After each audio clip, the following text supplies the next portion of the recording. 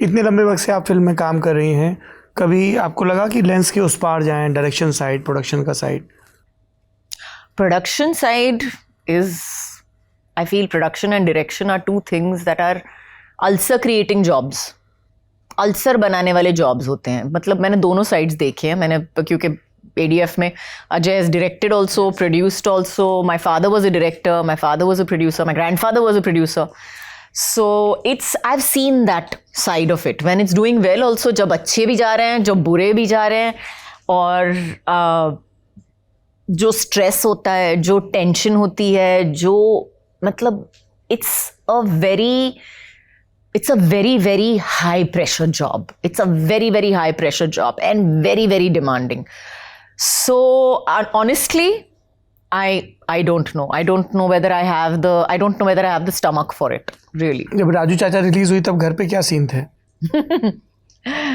राजू चाचा रिलीज हुई, I think it was a horrible time. It was really horrible. और अजय तो मतलब पूरी तरह से he had really got upset at that time. He was very very upset that Raju Chacha had not done well. And उस वक्त काफ़ी वक्त लगा उनको ठीक होने के लिए. That was a big blow to him that it didn't do well. But I have to give him credit कि he was still continued to produce films after that also.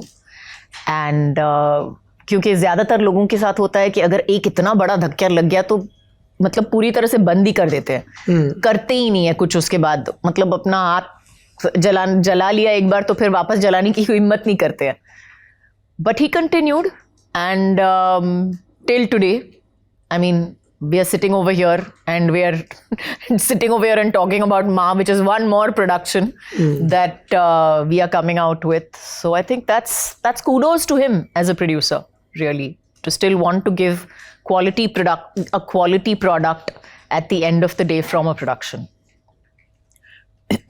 Coming back to Ma, जो 27 जून को release हो रही है. See I did not forget to mention. ये research में भी लिखा है. ये रिसर्च में नहीं, मैं फॉरवर्ड पे लिख के आती हूँ. तो डरावनी फिल्में करते हुए सेट पे कुछ अलग रहता है या वो सब बाद में एडिट में साउंड वाउंड सब जोड़ा जाता है? फील क्या होती है? डरावनी फिल्में इस पिक्चर में हम एक्चुअली काफ़ी डरावनी चीज़ें थी. एक तो वो आपने ट्रेलर अगर देखा हुआ है, जी मैंने देखा. आपने ट्रेलर देखा, वो हॉरिबल लड़कियाँ, वो डरावनी लड़कियाँ जो जैसे चढ़ रही हैं वो. हाँ बिल्कुल. तो मैं बताना चाहती हूँ, उनके साथ शूटिंग करते वक्त वो प्रोस्थेटिक में थे और हम रात को कलकत्ता से 5 घंटे दूर एक बंगले में, एक बड़े से बंगले में शूटिंग कर रहे थे. और रात को हम शूटिंग कर रहे हैं 12, 1, 2 बजे तक. लाइटिंग वाइटिंग चल रही है, लेकिन हमको तो डर लग रहा है ना. वहाँ पे वो इतनी डरावनी जगह थी.